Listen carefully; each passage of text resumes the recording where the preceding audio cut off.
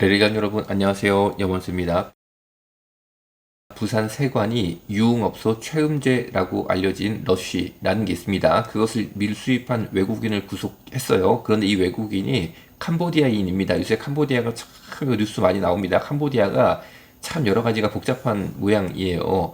그런데 캄보디아인이 유흥업소 최음제를 쫙 이제 부산을 통해서 국내로 유통을 시키는 거죠. 유통을 시키는데 누군가는 이걸 사줘야 되잖아요. 사줘야지만 되는 거죠. 그런데 그거를 어떻게 팔았냐면은 동성애 채팅 앱을 통해 국내 유통을 시켰습니다. 그러니까 동성애자 사이로 쫙 풀렸다는 거죠. 동성애자 사이로 동성애 채팅 앱을 통해서 캄보디아인이 다 동남아에서 들고 온 이 유흥업소 최음제 러쉬를 동성애 채팅 앱을 통해 동성애자들에게 풀렸다라고 보시는 것이 합리적인데, 유흥업소에서 최음제로 불리는 러쉬라는 액상 물질은 사진 보시는 바로 요거예요. 바탕화면 보시는 요거. 이 러쉬라는 제품의 주요 성분은 이소부틸 라이트라는 성분인데, 이거를 쫙 코로 흡입하면은 의식 상실, 저혈압, 심장 발작 등 심각한 부작용을 유발할 수 있습니다. 의식 상실, 정신 잃어버리고, 저혈압, 혈압 떨어져 버리고, 심장 발작 이런 심각한 부작용을 유발할 수 있어 굉장히 위험합니다. 그래서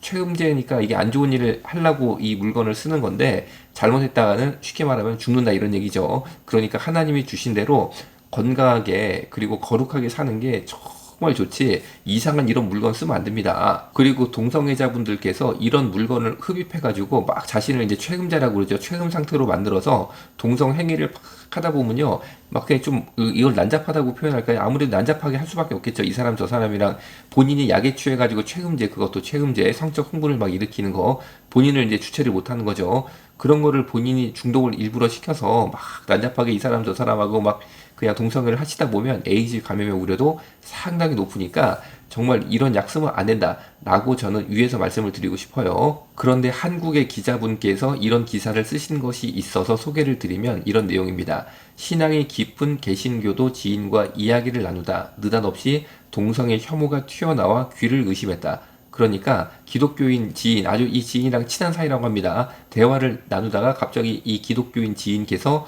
동성애 혐오 발언을 팍 하니까 튀어나와라는 표현은 좀 심한 거죠.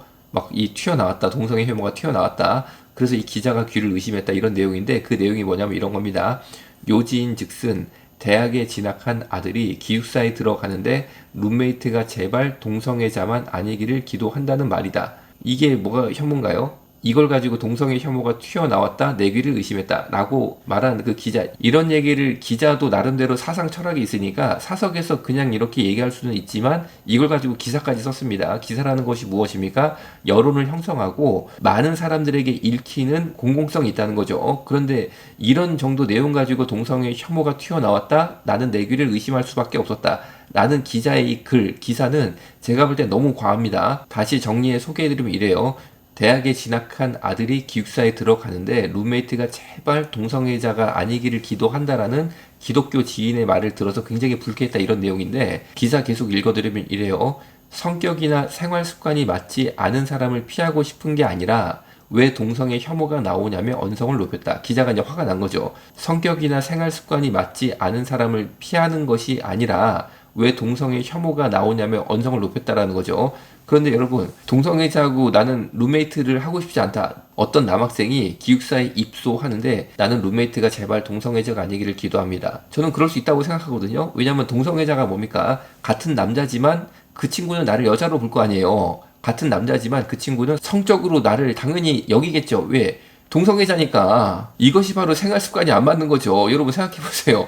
아니, 남자 기숙사를 왜 만들었습니까? 여자 기숙사를 왜 만들었습니까? 남자끼리 잘 지내고 여자끼리 잘 지내고 친구처럼 동료로서 잘 지내라는 거지, 내가 걔를 이성으로 본단 말입니다. 그래서 둘이 같은 방에 넣어놨어요, 그런 애를. 쉽게 말하면 나는 남자지만 내 룸메이트가 남자 동성애자면은 남자 동성애자인 룸메이트는 나를 여자로 보잖아요. 그럼 이게 생활 습관이 안 맞는 거죠. 여러분, 우리가 언제 그렇게 살아봤습니까? 우리가 언제 그렇게 살아봤어요?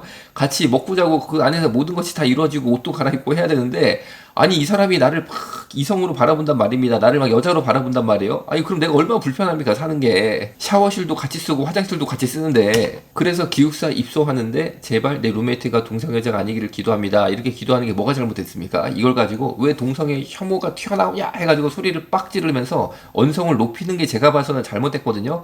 그런데 이런 걸 가지고 나는 전혀 잘못된 게 없다라고 그냥 본인은 이게 막 옳은 거예요, 옳은 거. 그래가지고 막 기자님이니까 기사를 막 써가지고 마치 이런 것이 참 아주 그냥 그 의식 있는 것처럼 그렇게 이 기사를 읽는 사람이 이 기자의 분노를 아주 의식 있는 좋은 것으로 여기게 만드는 것, 이런 식으로 여론을 형성하는 것 굉장히 위험한 일입니다. 저는 호모매니아라는 말을 주장하고 싶어요. 호모매니아가 뭐냐면 자동차를 좋아하면 자동차 매니아 이렇게 말을 하잖아요. 그리고 역사를 좋아하면 역사 매니아, 뭐 영화를 좋아하면 영화 매니아 그렇게 부르곤 합니다. 그런 것처럼 동성애를 이상하게 좋아하는 분들이 있습니다. 동성애를 이상하게 좋아하고 그냥 동성애라고 그러면은 그냥 애지중지 그런 분들을 호모 매니아라고 저는 표현을 하고 있어요. 호모 매니아 기자님이 기사를 쓰셨는데 이분 또한 예수님을 깊게 만나셔서 예수님의 큰 사랑과 구원의 길이 열리기를 기도합니다.